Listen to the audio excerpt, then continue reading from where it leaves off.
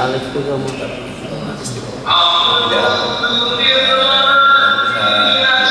satu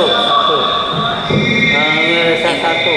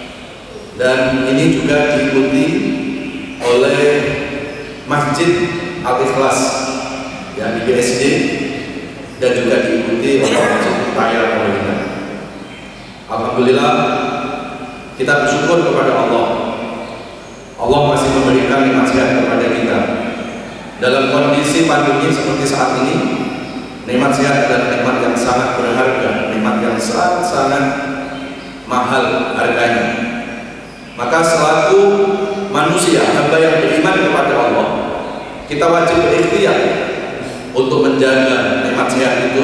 tentunya dengan mengikuti protokol kesehatan. Kita menjaga pola hidup dengan baik. Dan setelah kita sudah ikhtiar, selebihnya kita kembalikan kepada Allah. Karena manusia hanya wajib berusaha dan manusia itu tidak wajib berhasil. Itu yang Allah jelaskan dalam surat Al-Imran surat ketiga ayat 159 yang terakhir. Fa idza azamta fatawakkal 'ala Allah. Innallaha yuhibbul mutawakkilin. Kalau kita sudah berikhtiar, kalau kita sudah berusaha, setelah itu kita bertawakal, berserah diri kepada Allah Subhanahu wa taala. Jadi kalau kita sudah berusaha menjaga kesehatan dengan baik, ternyata masih kena Covid juga, anggap aja itu merupakan ujian yang datang dari Allah Subhanahu wa taala.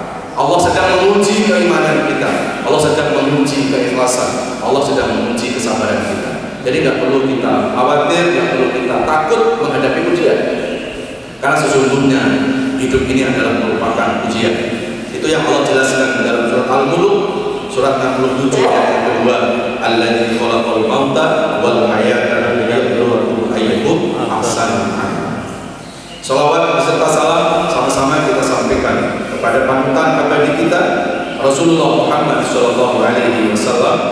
Mudah-mudahan kita semua termasuk umat yang setia, umat yang mencintai Nabi, dan mudah-mudahan Nabi mencintai kita. Amin ya Allah ya Rabbal Alamin. Baik Bapak Ibu sekalian, pada kesempatan kali ini kita akan mentadabburi Al-Quran surat Al-Imran surat ketiga ayat 31 sampai ayat 34. Surat Al-Imran surat 3 ayat 31 sampai 34. A'udzu billahi minasy syaithanir rajim. Bismillahirrahmanirrahim. Qul in kuntum tuhibbuna Allah fattabi'uni yuhibbukumullah. Yuhibbukumullah wa yaghfir lakum dhunubakum. Wallahu ghafurur rahim.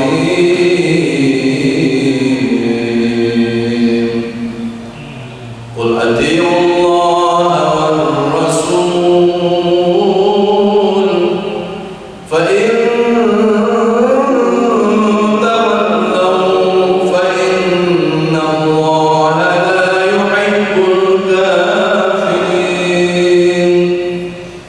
Inna Allah astafa Adama wa Nuhan wa ala Ibrahim wa ala Ibrahim wa ala Imran 'alal 'alamin. Dzurriyyatan ba'daha min ba'd. Wallahu sami'un 'alim. Dzurriyyatan ba'daha min ba'd. Wallahu sami'un 'alim. Syarahul Alim. Monggo Pak silakan dipersilakan.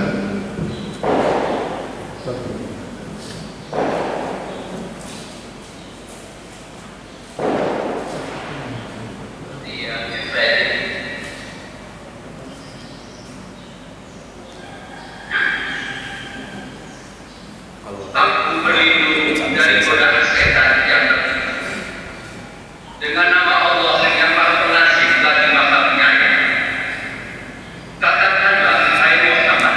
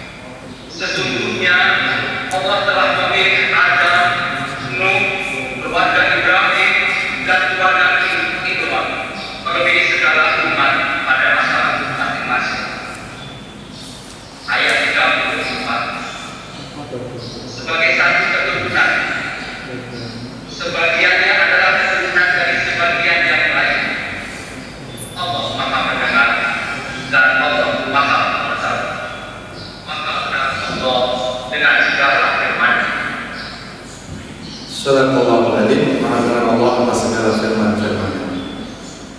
Jamaah pejuang subuh Masjid Raya Pondok Indah, juga jamaah Masjid Istiqomah Ciledug, dan juga jamaah Masjid Al-Ikhlas yang sama-sama dirahmati Allah Subhanahu wa taala. Kita akan mentadabburi Al-Qur'an surat Ali Imran surat ketiga ayat 31 sampai ayat 34. Kita awali dari ayat 31 dulu. Bismillahirrahmanirrahim. Qul in kuntum tuhibbunallaha fattabi'un yuhibbukumullahu wa yaghfir lakum dzunubakum wallahu ghafurur rahim. Katakan wahai Rasul, jikalau kalian betul-betul mencintai Allah, maka ikutilah aku. Niscaya Allah akan mencintai kalian dan mengampuni dosa-dosa kalian. Allah Maha Pengampun dan juga Maha Penyayang. Maha benar Allah atas segala firman. Bapak Ibu jamaah sekalian yang dirahmati Allah, dalam surat Al-Imran ayat yang ke-31 ini Allah memberikan nasihat kepada kita. Jadi kalau betul-betul kita itu mencintai Allah dan kita juga berharap agar Allah mencintai hidup kita, maka kuncinya kita harus mengikuti Rasulullah Muhammad sallallahu alaihi wasallam. Ini bukti betapa Rasulullah Muhammad sallallahu alaihi wasallam adalah nabi yang sangat-sangat dimuliakan oleh Allah. Bahkan di dalam Quran, kalau ada nama Allah itu disebut, biasanya sebelahnya itu nama Nabi kita Muhammad sallallahu alaihi wasallam. Jadi biasanya di Quran itu nama Allah kalau nggak disandingkan sama malaikat, ya, syahidallahu annahu la ilaha illa huwal malaika. Biasanya nama Allah selain disandingkan dengan malaikat, ada lagi nama Allah disandingkan sama sosok seorang ibu. Itu di An-Nahl surah 16 ayat 78. Wallahu akhrajakum min butuni ummahatikum la ta'lamuna syai'an wa ja'ala lakum as-sam'a wal absara wal af'idah la'allakum tashkurun.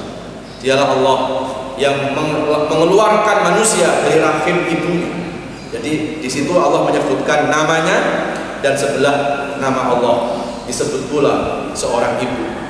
Pertanyaannya, kenapa kok nama Allah disandingkan dengan sosok seorang ibu? Ini memberikan pesan moral betapa seorang ibu itu sesuatu adalah manusia yang sangat mulia di sisi Allah Subhanahu wa taala. Maka tidak salah kalau ada ungkapan al-jannatu tahta aqdamil ummahat, surga di bawah telapak kaki ibu. Jadi kalau bapak-bapak kepengen masuk surga, surganya bapak ada di mana? Ibu. Ada di ibu. Ya. Surganya ibu ada di mana? Bapak. Ada dalam ketaatan terhadap bapaknya, terhadap suaminya. Dan surganya anak ada di mana? Ternyata surga anak ada di ridho orang tuanya. Jadi kalau hari ini kita kepengen masuk surga, sesungguhnya surga itu gak jauh-jauh. Surganya istri ada di ridho suami. Jadi kalau seorang istri kepengen masuk surga, gak cukup hanya sholat tok, ngaji tok, puasa tok, gak cukup, tapi juga harus taat kepada suami. Nah, surganya suami juga gak hanya dalam sholat saja, tapi surganya suami ketika membahagiakan anak istri. Dan surganya anak ternyata ada di ridho kedua orang tuanya. Jadi ketika hari ini anak-anak kepengen masuk surga, Pak, surganya anak itu gak jauh-jauh sebetulnya. Tapi hari ini berapa banyak anak-anak cari surga di tempat yang jauh. Padahal kalau hari ini anak ini masih punya orang tua itulah surganya anak. Apalagi kalau orang tua tinggal di rumah anaknya, nggak perlu anak itu cari surga jauh-jauh, karena sudah ada surga di dalam rumahnya. Ya.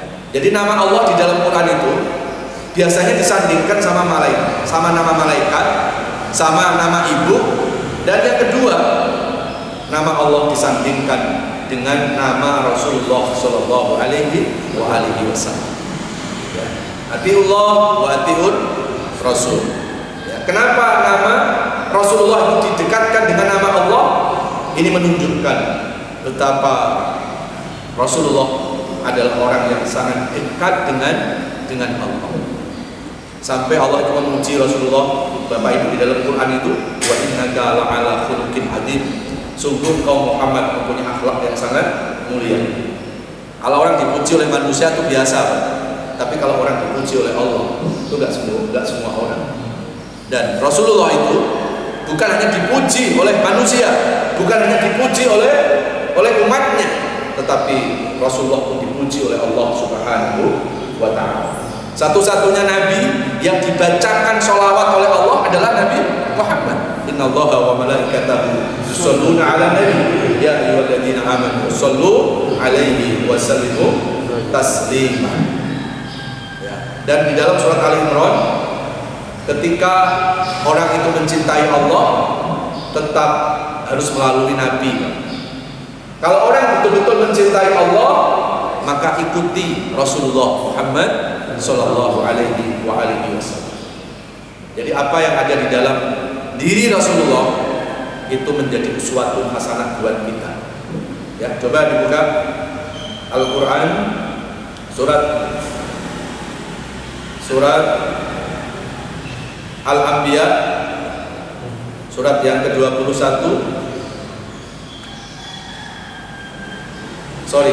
Surat Al-Ahzab ya. Surat Al-Ahzab, surat 33 ayat 21. Surat Al-Ahzab ayat 21. A'udzubillahi minasyaitonir rajim. Bismillahirrahmanirrahim. Laqad kana lakum fi Rasulillahi uswatun hasanatun liman kana yarjullaha wal yawmal akhir wa dzakarallaha katsira. Surahul Hadid. Surat 33 ayat 21. Silakan. Ada diri Rasulullah itu suri teladan yang baik bagi, yakni bagi orang yang mengharapkan Allah dan kedatangan hari kiamat dan yang banyak mengingat Allah. Sadaqallahul adzim.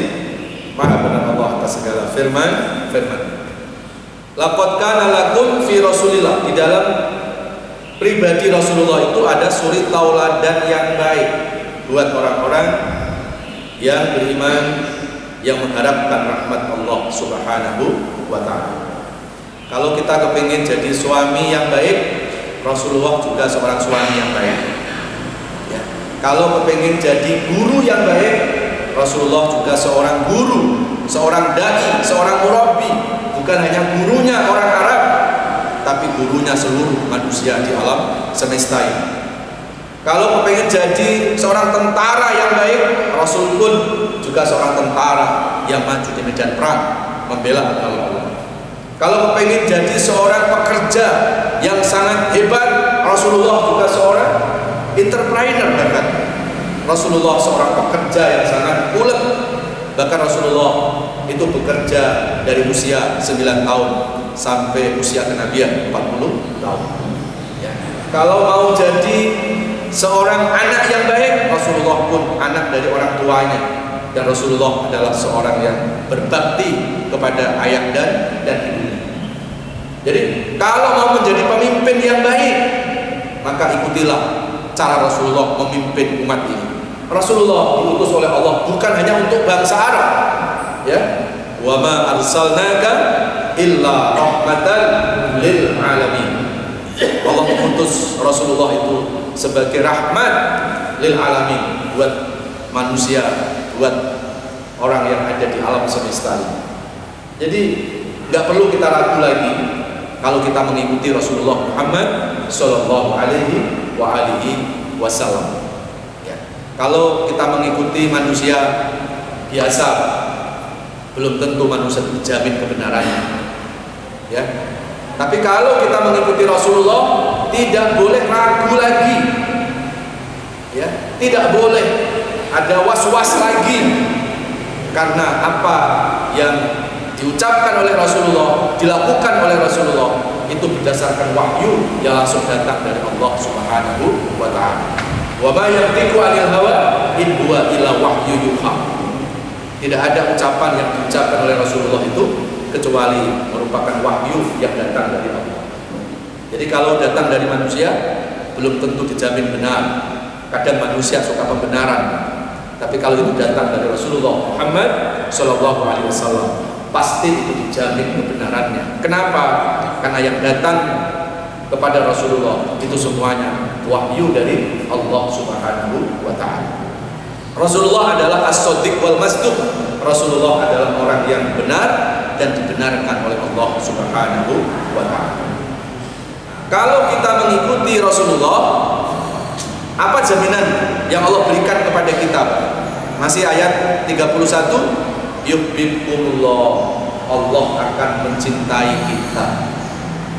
Tidak hanya Allah mencintai kita, wa yaghfir lakum dzunubakum, dan Allah akan mengampuni dosa-dosa kita. Jadi hari ini banyak orang minta dicintai oleh Allah. Ya.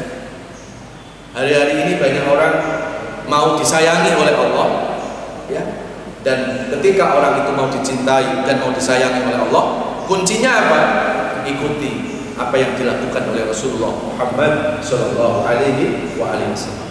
Dan kalau hidup ini sudah dicintai oleh Allah, Bapak Ibu, insya Allah hidup kita akan kekal abadi.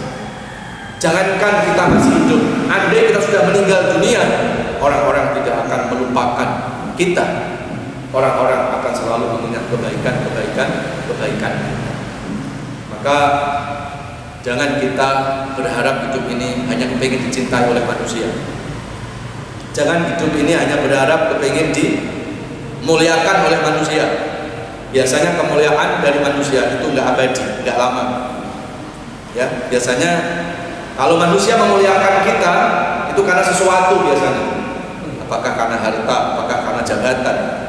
Begitu harta hilang, begitu jabatan hilang, selesai kemuliaan semuanya. Tapi kalau kemuliaan itu datang dari Allah, walaupun kita sudah tiada, tetap nama kita akan abadi. Nama kita akan terukir, akan diingat oleh banyak orang di sekitar kita. Jamaah sekalian yang dirahmati Allah Subhanahu wa taala. Dan ayat yang terakhir di ayat 31, fa innallaha ghafurur rahim. Dan sungguh Allah itu Maha Pengampun dan Maha Penyayang. Bapak Ibu jamaah sekalian, tidak boleh manusia itu putus asa dari kasih sayang Allah. Ada yang mengatakan, Pak Ustadz, aku ini banyak dosa Pak Ustadz, kayaknya nggak mungkin ya aku dicintai oleh Allah. Itu namanya orang putus asa. Ya, sebesar apapun dosa kita, asal kita mau bertaubat kepada Allah, insya Allah dosa-dosa kita akan diampuni oleh Allah. Dalam sebuah hadis disebutkan, innallaha yaqbalu taubatal 'abdi ma lam yughargir. Allah itu akan selalu mengampuni dosa-dosa hambanya selagi nyawa belum sampai tenggorokan. Ya, jadi selagi nyawa belum sampai tenggorokan, asal orang itu mau bertobat kepada Allah, maka dosa-dosa manusia itu akan diampuni oleh Allah Subhanahu wa taala. Coba dibuka lagi ayatnya, yaitu surat Az-Zumar, surat 39, surat 39 ayat yang ke-53. Bisa dilihatkan ayatnya Pak di layar. Surat Az-Zumar, surat 39 ayat 53. A'udzubillahi minasyaitonir rajim. Bismillahirrahmanirrahim. Qul ya ibadiyalladzina asrafu ala anfusihim la taqnatu min rahmatillah, la taqnatu min rahmatillah, inna Innallaha yaghfirud dzunuba jami'a innahu huwal ghafurur rahim. Shadaqallahul adzim. Silakan.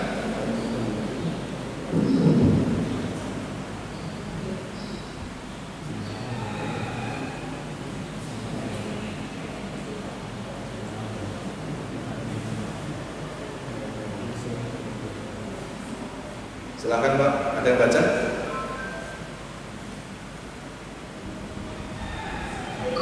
Katakanlah ayat makhluk yang melampaui batas ada di mereka sendiri. Janganlah kamu berputus asa dari Allah. Sesungguhnya Allah mengampuni dosa-dosa semuanya. Sesungguhnya Dia yang Maha Pengampun dan Maha Penyayang. Shadaqallahul adzim. Maha benar Allah atas segala firman. Qul ya ibadiyalladzina asrafu ala anfusihim la taqnatu min rahmatillah. Katakan wahai Rasul, wahai hamba-hambaku yang melewati batas dengan dosa. Ada yang menarik Pak di ayat ini. Jadi ketika Allah itu memanggil hamba-hamba yang berdosa, Allah tidak menjas. Allah tidak memanggil pendosa, enggak. Ahli neraka, enggak. Padahal jelas orang-orang itu adalah orang-orang yang berdosa kepada Allah. Hari ini belum tentu orang berdosa sudah kita langsung menjas seolah-olah dia berdosa, seolah-olah dia sudah salah. Sementara Allah kepada hamba-hamba yang berdosa, Allah selalu memanggil dengan panggilan-panggilan kasih sayang. Wahai hamba-hambaku yang melewati batas dengan dosa-dosa. Jadi yang berdosa masih diakui oleh Allah sebagai hambanya. Inilah kasih sayang Allah kepada manusia. La taqnatu min rahmatillah. Jangan pernah kita berputus asa dari rahmatnya Allah. Innallaha yaghfiru dzunuba jami'a. Dan sesungguhnya Allah itu mengampuni semua dosa. Ada dosa yang tidak diampuni oleh Allah, yaitu dosa apa? Musyrik kepada Allah. Asal tidak musyrik Bapak Ibu, insya Allah dosa-dosa kita kalau kita mau bertaubat akan diampuni oleh Allah. Coba dibuka lagi sekarang surat An-Nisa surat keempat ayat 48. Surat An-Nisa surat keempat ayat 48. A'udzubillahi minasyaitonir rajim. Bismillahirrahmanirrahim. Inna Allah la yaghfiru an yushraka bihi wa yaghfiru ma duna dhalika liman yasha. Wa man yushrik billahi faqad iftara ithman 'azima. Shadaqallahul adzim. Silakan diterjemahkan. Sesungguhnya Allah tidak akan mengampuni dosa karena persebanyakan syirik, dan Dia mengampuni apa dosa yang selain syirik bagi siapa yang Dia kehendaki. Barang siapa mempersekutukan Allah, maka sungguh dia telah berbuat dosa yang besar. Shadaqallahul adzim. Maha benar Allah atas segala firman. Allah berfirman di surat An-Nisa surat keempat ayat yang ke-48. Sesungguhnya Allah mengampuni semua dosa. Hanya satu dosa yang tidak diampuni oleh Allah, yaitu melakukan kemusyrikan kepada Allah. Ya. Syirik itu oleh ulama terbagi menjadi 3. Ada syirik yang bersifat qauliyah, disebabkan karena ucapan kita. Apa ucapan yang bisa membawa kepada kemusyrikan? Yaitu ucapan-ucapan seolah-olah menyalahkan Allah, ucapan-ucapan menggerutu kepada Allah, berburuk sangka kepada Allah. Ya, contoh, ngapain sih Allah buat COVID? Ya, kayaknya nggak ada gunanya deh. Allah ini nggak adil. Ya, hati-hati Pak, jangan sampai ada ucapan-ucapan itu. Ya. Kemudian yang kedua ada musyrik dari perbuatan. Ya, menyembah patung, menyembah berhala. Ya. Kemudian yang ketiga ada musyrik dari akidah, ya, meyakini selain Allah punya kekuatan, meyakini selain Allah bisa menyelesaikan persoalan, sehingga ketika ada masalah bukan larinya kepada Allah, ketika ada masalah Allah larinya ke dukun, pada dukun yang lagi banyak masalah. Iyyaka na'budu wa iyyaka nasta'in. Hanya kepada Engkau ya Allah kami beribadah, hanya kepada Engkau ya Allah kami minta tolong. Ya. Jadi ada 3 yang bisa menyeret manusia kepada kemusyrikan. Ada dari ucapan, ada dari perbuatan, dan juga ada dari keyakinan, dari akidah. Ya. Jadi semua dosa Allah ampuni, kecuali apa? Kecuali musyrik kepada Allah. Ya. Dan ada tobat yang sudah tertutup, tidak terampuni dosa-dosa, yaitu taubatnya seseorang ketika nyawa sudah ditenggorokan. Innallaha yaqbalu taubatal 'abdi ma lam yughargir.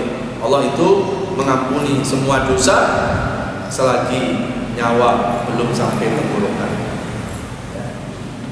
Maka jangan sampai kita nunggu dalam keadaan sekarat kita baru bertaubat kepada Allah Subhanahu wa ta'ala. Ya. Baik, kemudian kita kembali ke surat Al-Imran.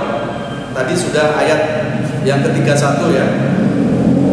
Sekarang ayat yang ke-32. Qul atiullaha wa rasul fa in tawallaw fa innallaha la yuhibbul kafirin. Katakan wahai Rasul, taatilah Allah dan taatilah Rasulnya. Fa in tawallaw fa innallaha la yuhibbul kafirin. Kalau kita berpaling, sesungguhnya Allah tidak menyukai orang-orang yang kafir kepada Allah. Bapak Ibu, kalau kita mendengar bahasa kafir di dalam Al-Quran, jangan selalu diidentikan dengan orang non-muslim saja. Karena bahasa kafir itu ada 4 di dalam Quran itu. Ada kafir bil ayat, ya. Ada kafir dengan ayat. Ada kafir bisifat, kafir dengan sifat. Ada lagi kafir bin nikmat, kafir dengan nikmat. Dan ada lagi yang keempat, kafir bil akidah, kafir karena akidahnya. Jadi kalau ada bahasa kafir itu jangan langsung kita alamatkan kepada orang non muslim saja, Bapak Ibu. Ya. Kafir itu kan dari akar bahasa kafar, yakfir, kufron. Itu bisa diartikan pembangkangan. Jadi orang yang bangkang itu tidak selamanya orang non muslim. Ada orang Islam yang membangkang, ya, yang durhaka kepada Allah. Coba dibuka ya, dalam Al-Quran itu istilah kafir ada 4 macam. Yang pertama ada kafir karena akidah. Nah, ini orang non muslim nih Pak. Mana ayatnya? Kita buka lagi surat Al-Baqarah, surat kedua, ayat 6 dan 7. Surat Al-Baqarah ayat 6 dan 7. A'udzubillahiminasyaitonirrajim. Bismillahirrahmanirrahim. Innal ladzina kafaru sawa'un 'alaihim a'andartahum am lam tunzirhum fahum la yu'minun.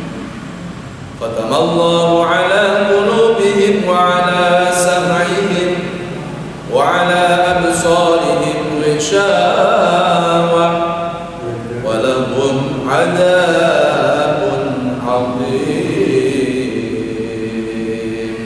Shadaqallahul adzim. Silakan Pak. Sesungguhnya orang-orang kafir sama saja bagi mereka. Engkau Muhammad beri peringatan atau tidak engkau beri peringatan, mereka tidak akan beriman. Allah telah menguji hati dan pendengaran mereka. Penglihatan mereka telah tertutup dan mereka akan mendapat azab yang sangat berat. Maha benar Allah dengan segala firman. Sadaqallahul adzim. Maha benar Allah atas segala firman. Ini ayat Pak yang menjelaskan kafir akidah. Nah, ini ayat boleh dialamatkan kepada orang yang non muslim. Ya, innalladzina kafaru sawa. Orang-orang yang kafir kepada Allah itu sama saja. Mau dikasih nasihat atau nggak dikasih nasihat, dikasih peringatan ataupun nggak dikasih peringatan, la yu'minu, mereka tetap nggak bakal beriman. Ini dicontohkan seperti kafirnya Abu Jahal, ya, kafirnya Abu Lahab, kafirnya Abu Thalib, Abu Jendol, ya, itu Abu Jendol. Jadi orang-orang yang kafir kepada Allah itu dinasihati nggak dinasihati sama saja. Abu Jahal, Abu Lahab itu Pak, itu menyaksikan loh, langsung mujiat dari Rasulullah. Mujiatnya Rasulullah itu pernah disaksikan oleh Abu Jahal sama Abu Lahab gitu. Ya, tapi tetap Abu Jahal sama Abu Lahab tidak beriman kepada Allah. Kenapa tidak beriman? Ayat yang ke-7 Bapak Ibu. Fatamallahu ala qulubihim wa ala sam'ihim wa ala absarihim ghishawah. Karena di dalam hati-hati mereka itu telah terkunci, ya, sudah dikunci mati hati-hati orang-orang yang kafir kepada Allah. Ya, tidak hanya hatinya, tapi pendengarannya, penglihatannya juga ditutup oleh Allah. Ya. Di dalam Al-Quran itu kalau Allah menyebut hati, biasanya dibarengkan mata, dibarengkan dengan telinga. Kenapa telinga, hati, telinga, mata itu dibarengkan ketika Allah menyebut kata hati? Karena ternyata hati seseorang itu akan dipengaruhi oleh penglihatan seseorang itu dan akan dipengaruhi oleh pendengarannya. Jadi kalau orang kepingin punya hati yang baik, pastikan penglihatannya digunakan untuk melihat yang baik-baik. Ya, kalau kepingin punya hati yang baik, pastikan pendengarannya itu gunakan untuk mendengarkan yang baik-baik. Jangan hanya untuk menggunakan gosip, infotainment dan seterusnya. Ya, gunakan pendengaran itu dengan pendengaran yang baik. Insya Allah pendengaran yang baik, penglihatan yang baik itu akan ditransfer ke hati seseorang. Maka orang yang hatinya baik biasanya penglihatannya selalu baik. Orang yang hatinya baik, pendengarannya pun selalu baik. Ya. Kemudian yang kedua ada bahasa kafir karena sifat. Jadi kalau tadi kan kafir karena akidah ya. Nah, ini ada kafir karena sifat. Coba dibuka surat Al-Baqarah surat kedua ayat 34. Al-Baqarah ayat 34. A'udzubillahi minasyaitonir rajim. Bismillahirrahmanirrahim. Wa idh qulna lil malaikati isjudu li Adam fasajadu illa iblis aba wastakbara wa kana minal kafirin. Sadaqallahul adzim. Monggo silakan. Dan ingatlah ketika kami berfirman kepada para malaikat, sujudlah kamu kepada Adam, maka tidak sujud kecuali iblis yang menolak dan menyombongkan diri, dan ia termasuk golongan yang kafir. Dengan segala firman. Bapak Ibu, jamaah sekalian, ada kafir karena apa? Sifat itu. Ya. Ini di surat Al-Baqarah ayat 34. Ketika Allah berfirman kepada malaikat, "Hai malaikat, sujudlah kepada Adam." Malaikat semua sujud kecuali iblis yang tidak sujud. Kenapa iblis tidak mau sujud kepada Nabi Adam? Ada dua sifat. Aba, sifat egois, wastakbara, sifat sombong. Maka sebab sombongnya iblis divonis kafir oleh Allah. Berarti kalau ada orang yang disebut kafir, ya sebaiknya jangan punya sifat sombong. Ya, ini ada orang ya nggak mau disebut kafir, ya, tapi ada sifat kesombongan di dalam hatinya. Ya, sifat sombong inilah yang menyebabkan iblis divonis kafir oleh Allah Subhanahu wa Ta'ala. Ya. Jadi kalau ada orang bilang, bapak kafir, kafir itu orangnya, kufur itu sifatnya ya. Jangan langsung, saya kan orang Islam, langsung dibilang kafir. Ternyata bahasa kafir itu nggak selamanya orang yang non Muslim. Ada orang Islam tapi sombong Pak. Sebetulnya orang itu mewarisi sifat kekafiran yang diwariskan oleh iblis. Itu kafir yang kedua karena sifat. Kemudian ada yang ketiga, kafir bin nikmat, kafir dengan kenikmatan. Coba dibuka surat Ibrahim, surat ke-14 ayat yang ke-7. Bismillahirrahmanirrahim. Wa itazana rabbukum la in syakartum la azidannakum wa la in kafartum inna 'adzabi lasyadid. Shadaqallahul adzim. Silakan Pak. Dan ingatlah ketika Tuhan memaklumkan, sesungguhnya jika kamu bersyukur, niscaya aku akan menambah nikmat padamu. Tetapi jika kamu mengingkari nikmatku, maka pasti azabku sangat berat. Ya. Maafkan Allah dengan segala nikmat. Shadaqallahul adzim. Bapak Ibu coba direnungi surat Ibrahim ayat yang ke-7 tadi. Kalau kita bersyukur kepada Allah, Allah akan tambahkan kenikmatan. Berarti kalau hari ini Bapak Ibu kepengen ditambah nikmatnya oleh Allah, maka kunci untuk tambahnya nikmat itu akan kembali kepada tambahnya syukur kita. Kenapa ada orang minta ditambah rezeki kok nggak ditambah oleh Allah? Karena yang sudah ada saja rezekinya belum disyukuri. Jadi bagaimana Allah akan menambahkan? Maka kalau mau ditambah nikmat yang sudah ada, syukuri dulu biar Allah mempercayakan nikmat-nikmat yang berikutnya. Kalau nikmat yang sudah ada aja belum kita ucapkan terima kasih, masuk udah belum diucapkan terima kasih udah minta lagi gitu. Jadi terima kasih dulu kepada Allah. Sekecil apapun nikmat, syukuri dulu. Man lam yashkuril qalil lam yashkuril katsir, kata Rasulullah di dalam hadis. Barang siapa yang tidak mensyukuri rezeki yang sedikit, niscaya tidak akan bisa mensyukuri rezeki yang banyak. Kenapa rezeki kita nggak ditambah-tambah? Karena yang sedikit saja belum kita ucapkan terima kasih kepada Allah. Ayat lanjutannya apa? Wala in kafartum, itu dari kata kafir Pak. Kalau kita kufur terhadap apa? Kufur terhadap nikmat, tidak bersyukur kepada Allah, maka itu kufur loh Pak.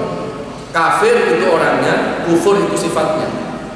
Jadi ternyata bahasa kafir itu tidak hanya disematkan kepada orang non-muslim, tidak hanya disematkan kepada orang yang mempunyai sifat sombong saja, tapi ternyata istilah kafir itu juga disematkan kepada orang-orang yang tidak mensyukuri nikmat Allah. Dia kufur terhadap nikmat Allah. Ya. Orang kufur nikmat itu siapa? Yaitu orang yang pelit, medit, korek, kikir, bakhil, udik-udik siwur, ikut kasiran, banyak banget itu turunan-turunan dari pelit, medit itu. Jadi kalau ada orang disuruh sedekah nggak mau sedekah, pelit ya, itu sesungguhnya orang itu telah mempunyai sifat kufur ya. Orangnya disebut kafir, sifatnya adalah kufur. Jadi kalau ada orang bilang bapak kafir, jangan langsung marah Pak ya. Kadang orang dibilang bapak kafir, aku Islam loh, mau dibilang kafir, padahal dia pelit ya, tidak mau sedekah, itu termasuk sifat kufur ya. Kemudian ada yang keempat, bahasa kafir itu karena sifat, kafir dengan ayat ya. Nah, kafir dengan ayat, ingkar dengan ayat-ayat Al-Quran. Mana ayatnya? Coba dibuka surat Al-Imran ayat 56. Surat An-Nisa ayat 56. Surat An-Nisa surat keempat ayat 56.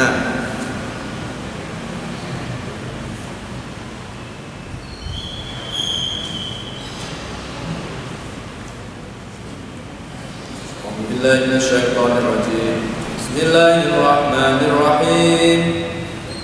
Innal ladzina kafaru bi ayatina sawfa nuslihim nara kullama nadijat juluduhum baddalnahum juludan ghayraha liyadhuqul 'adzab inna Allaha kana 'azizan hakima. Sadaqallahu. Orang-orang yang kafir pada ayat-ayat kami kelak akan kami masukkan ke dalam neraka. Setiap kali ingin mereka harus kami ganti dengan kulit yang lain agar mereka merasakan azab. Sungguh Allah Maha Perkasa, Maha Bijaksana. Sadaqallahu. Nah, yang keempat, ada orang kafir dengan ayat-ayat Allah. Innal ladzina kafaru bi ayatina, orang-orang yang kafir terhadap ayat-ayat Allah. Di sini bukan hanya orang non-muslim loh, Pak. Tapi ada orang Islam tidak menerima ayat-ayat Allah. Kan ada kan? Ya, orang Islam sudah tahu ayatnya, sudah tahu hadisnya, tapi nggak mau mengikutinya. Hanya gara-gara apa? Ayat itu nggak sesuai dengan pemahamannya. Kan ada kan? Ada orang Islam yang mentah-mentah menolak ayat-ayat Allah. Ya, itu juga termasuk kufur bil ayat. Ya, kafir orangnya, kufur itu sifatnya. Kan banyak orang Islam sekarang ini, Pak, kadang mencocok-cocokkan ya ajaran agama itu dengan pemahamannya. Kalau nggak cocok sama pemahamannya, nggak cocok sama akalnya, ditolak ayat Allah itu. Ya, jadi seolah-olah kebenaran itu selalu dicocokkan dengan akal. Kalau akal itu cocok dengan kebenaran ayat-ayat itu, baru dia menerima. Tapi kalau ayat itu bertentangan dengan seleranya, dengan pemahamannya, dia tolak. Ya, dia anggap, ini ayat nggak relevan nih, ini ayat ini nggak sesuai dengan pemahamanku. Ya, kalau agama dicocok-cocokkan sama akal, pertanyaannya kenapa nggak akal saja yang jadi agama? Ya, jadi ayat-ayat Allah itu sumber kebenaran, bukan akal kita. Kalau ada ayat-ayat Allah kok kelihatannya nggak sesuai dengan pemahaman kita, itu yang salah bukan ayatnya, mungkin akal kita yang belum memahami ayat itu sesungguhnya. Ya, jadi jangan kita menolak ayat Allah kalau ayat-ayat Allah itu nggak sesuai dengan akal kita. Ya, jadi memahami agama ini jangan semua dicocok-cocokkan dengan akal. Kalau memang akal bisa menerima, ya alhamdulillah. Tapi kalau akal kok sepertinya wah ini nggak rasional nih, ya jangan kemudian salahkan ayatnya. Mungkin kita yang belum memahami ayat itu sesungguhnya. Ya, jadi kalau ada orang Islam menolak ayat-ayat Allah karena nggak cocok dengan pemahamannya, maka itu termasuk ya kategori orang yang kafir dengan ayat-ayat. Jadi kalau kita dengar bahasa kafir, jangan langsung identikan pada orang non-muslim saja. Ada 4 ya kata kafir di Quran.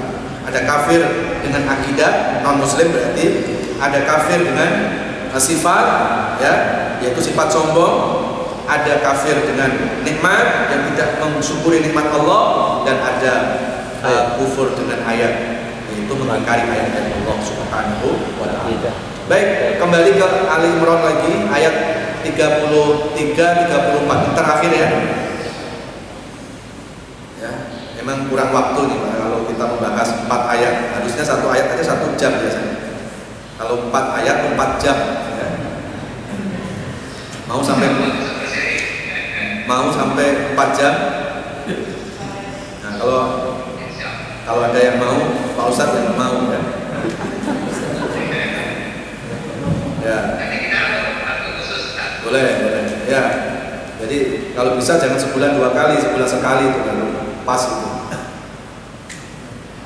Baik, kembali ke ayat 33. Innallaha astafa Adama wa Nuha wa ala Ibrahim wa ala Imran 'alal alamin.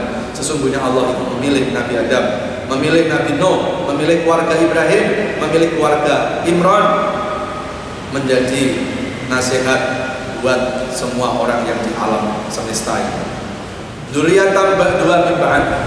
Satu yang lain adalah keturunan dari sebagian. Wallahu sami'un alim. Allah Maha mendengar, Allah Maha melihat. Bapak Ibu, ada yang menarik di ayat ini ya. Di dalam ayat ini Allah membuat role model. Ada 4 itu. Ada 4 role model ya. Pertama adalah Nabi Ibrahim. Kemudian pertama adalah Nabi Adam, kedua Nabi Nuh, ketiga keluarga Nabi Ibrahim, ketiga keluarganya Pak Imran. 4 role model. Ada yang menarik. Kalau Nabi Adam sama Nabi Nuh itu nggak disebut keluarganya, tapi kalau Nabi Ibrahim sama Imran itu disebut keluarganya. Kenapa? Karena kita sama-sama tahu Pak, Nabi Adam sama Nabi Nuh itu keluarganya ada yang kafir kepada Allah, ada yang ingkar kepada Allah. Anak Nabi Adam ada yang membunuh saudara kandung sendiri antara Qabil sama Habil. Makanya kalau ngikuti Nabi Adam, ngikuti personalnya, bukan mengikuti keluarganya. Karena ada keluarga Nabi Adam yang ingkar kepada Allah. Kemudian yang kedua, Nabi Nuh. Nabi Nuh gak disebutkan keluarganya, karena kita sama-sama tahu bahwa istri dan anak Nabi Nuh itu kafir kepada Allah. Sehingga kalau kita mengikuti Nabi Nuh, ya ikuti personalnya saja, jangan mengikuti keluarganya yang kafir kepada Allah. Kalau Nabi Ibrahim sama Imran, kita disuruh mengikuti keluarganya. Kenapa Pak? Karena kita sama-sama tahu seluruh keluarga Nabi Ibrahim, seluruh keluarga Imran itu menjadi orang-orang yang soleh. Bahkan keturunan Nabi Ibrahim itu kebanyakan menjadi Nabi dan Rasul. Makanya Nabi Ibrahim mendapat julukan Abdul Anbiya wal Mursalin, bapaknya para nabi dan bapaknya para rasul. Termasuk Nabi Muhammad itu keturunan dari Nabi Ibrahim, jalur dari Ibu Hajar. Kan Ibu Hajar melahirkan di Mekah kan Pak? Ya, di perbatasan antara Safa dan Marwah, di atas sumur Zam-Zam, lahirlah Ismail di situ. Dari Nabi Ismail melahirkan keturunan-keturunan di Mekah sampai akhirnya pada Nabi Muhammad Shallallahu Alaihi Wasallam. Kemudian Nabi Ibrahim ya juga melahirkan Nabi Isa. Ini jalur dari Ibu Sarah. Nah, jadi Nabi Ibrahim menikah dengan Ibu Sarah, melahirkan anak yang namanya Nabi Ishak dari Bani Israil, dan dari Nabi Ishak melahirkan keturunan sampai akhirnya pada Nabi Isa alaihissalam. Berarti Nabi Isa sama Nabi Muhammad dua-duanya itu saudara tunggal bapak. Makanya kalau Nabi Ibrahim menyembah Allah, ya Nabi Muhammad menyembah Allah, bapaknya sama. Nabi Isa menyembah Allah karena bapaknya juga sama sama Nabi Ibrahim juga. Makanya kalau ada umatnya Nabi Isa kok menyembah kepada Nabi Isanya, itu jelas penyelewengan dari ajaran Nabi Isa itu sendiri. Karena nggak mungkin Nabi Isa itu menyuruh umatnya supaya menyembah dirinya. Nabi Isa itu menyembah Allah, harusnya umatnya juga menyembah Allah. Ya, jamaah sekalian yang dirahmati Allah Subhanahu wa Ta'ala. Saya kira itu dulu ya. Sebetulnya kepingin panjang lebar nih membukain ayat-ayat yang ada korelasinya ya. Nah, cuma karena waktu saya cukupkan sampai di situ dulu, sampai di sini dulu Bapak Ibu. Ya, terima kasih jamaah yang mengikuti kajian ini. Ada dari Masjid Raya Pondok Indah, ada Pejuang Subuh Pondok Indah, juga ada Masjid Istiqomah Ciledug, juga ada Masjid Al-Ikhlas di BSD. Jadi yang mengikuti kajian kita dari beberapa tempat ini, Pak Asril, Pak Edi ya. Alhamdulillah